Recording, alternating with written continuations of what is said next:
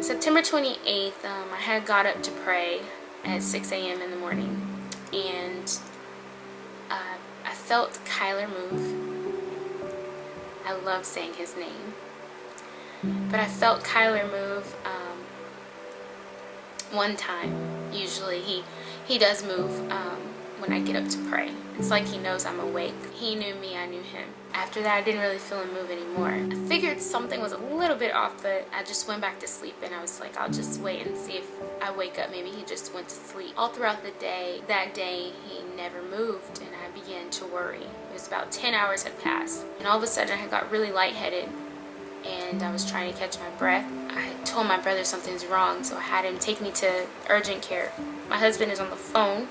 He works out of town, so I was definitely by myself when this all occurred. But we went to urgent care, and they couldn't find a heartbeat, so the nurses are scrambling around. They don't know what to do. Mind you, urgent care is a terrible place to go when you are pregnant, because they have no idea how to help the baby at all. Eventually had me take an ambulance to the emergency room. So I go to the emergency room, and they couldn't find a heartbeat through the fetal Doppler. So they were just like, okay, I don't know how to use this. You know, we're gonna get an OB down here, an OB nurse down here to do an ultrasound. The OB nurse comes and she looks. I ask her, you know, do you see a heartbeat? And she tells me that she's not allowed to disclose any information. I have to wait until the doctor sees me. So 7 hours pass, and the doctors kept passing my room, but nobody showed up. So finally, I just pray, and I'm like, God, please send an OB down here to talk to me, and he did. She comes in, but before that, you know, and even throughout this entire process, you know, Kyler never moved, never felt any movement. But the OB comes in, and she tells me she's talking as if I already know something. I honestly don't even remember what she had said, because the only words I heard was, they didn't tell you that there's no heartbeat. And my husband is on the phone. Because of Corona, I can't have any family in there with me, so I'm by myself.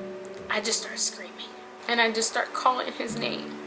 The OB, she like runs out of the room, and she's like furious with them for not telling me and waiting so long to tell me.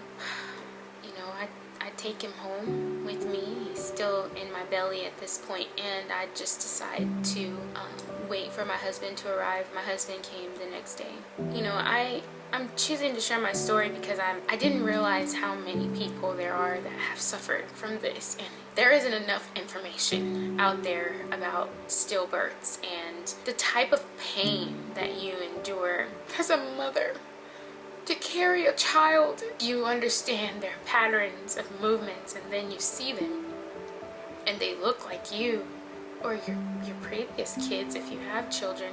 That's a different type of pain. But I had told God that before I had found out that news in that hospital bed, if he's gone, I will still love you. I will still praise you. I will still worship you.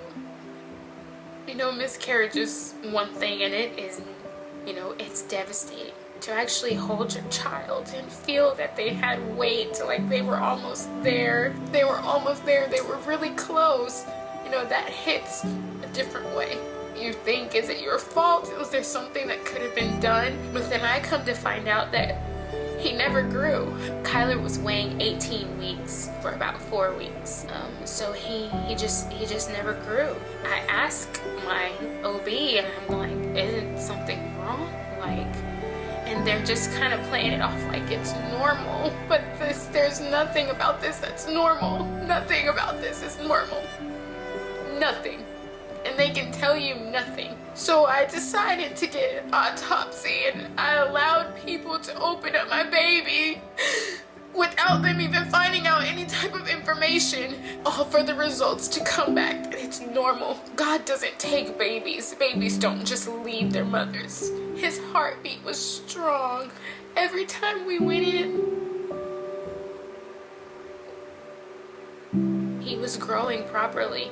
It looked like it. They said everything looked normal, but it just probably wasn't. There's just nothing. It doesn't make any sense.